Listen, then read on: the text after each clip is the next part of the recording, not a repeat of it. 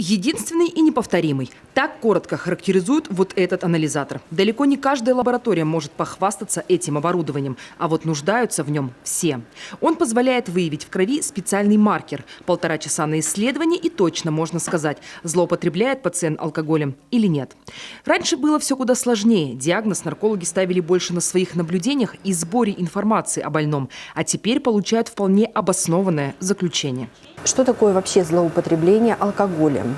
Это ежедневное употребление 50 мл крепкого алкоголя в течение 2-3 недель, в зависимости от индивидуальных особенностей организма.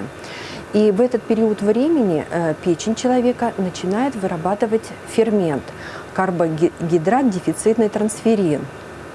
И вот обнаружение в крови этого фермента свидетельствует о злоупотреблении человеком алкоголя.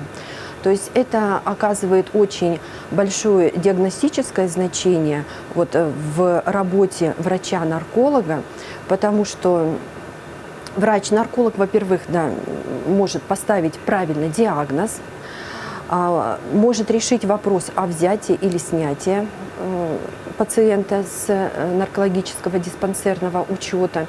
А этот аппарат – главная рабочая лошадка клинико-диагностической лаборатории. Здесь проводят все химико-токсикологические исследования. Современный хромотомаз-спектометр способен вывести на чистую воду все известные синтетические наркотики. Его аналог тоже справлялся с этим неплохо, но значительно уступал в скорости. Он был очень маломощный. Там было всего на 8 виалок. Видите, вот здесь сейчас 150, а там было 8. Спектр, который нужен для подтверждающих методов и новые библиотеки, они достаточно свежие, все 2017 года, поэтому на данный момент каких-то затруднений в выявлении новых синтетических каннабиноидов особо не существует. Весь спектр охвачен. Обновление было по-настоящему долгожданным, говорят в лаборатории. Последний раз новое оборудование здесь получали аж 10 лет назад. За это время не только технологии, но и законодательство шагнуло вперед. По новым требованиям проходить химико-токсикологическое исследование должны те, кому нужна лицензия на оружие, а значит все наши охотники, полицейские, охранники, авиаторы. И это далеко не весь список. Нагрузки на лабораторию выросли в разы, и устаревшее оборудование просто не справлялось с такими объемами. За сутки в этой лаборатории исследуют больше 50 проб. Биоматериал везут со всей республики. А недавно еще и соседи Снейнского автономного округа стали прибегать к помощи наших медиков.